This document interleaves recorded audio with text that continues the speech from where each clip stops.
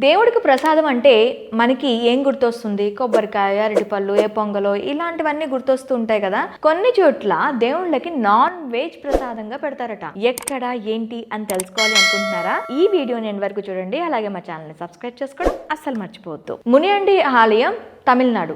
ఈ ఆలయంలో స్వామికి స్వయంగా మటన్ బిర్యానీ పెడతారట. జనవరి మాసంలో 3 రోజులు ఉత్సవం జరుగుతుందట. ఈ ఉత్సవంలో 200 మేకలకు పైగా కోసి స్వామికి మటన్ బిర్యానీ నైవేద్యంగా పెట్టి ఆ నైవేద్యాన్ని అక్కడికి వెళ్ళిన భక్తులకి పంచుతారట. ఇకపోతే కామాఖ్యాదేవి టెంపుల్. ఈ కామాఖ్య టెంపుల్లో యోనికి ప్రత్యేకంగా పూజలు చేస్తూ ఉంటారు. ఈ పూజల్లో ముఖ్యంగా అమ్మవారికి పక్షులు, పావురాలు, కోళ్ళు, అలాగే దున్నపోతులు, మేకల్ని బలిగా ఇచ్చి అమ్మవారికి నైవేద్యంగా సమర్పించి ఆ నైవేద్యాన్ని తిరిగి మనకి పెడుతూ ఉంటారట.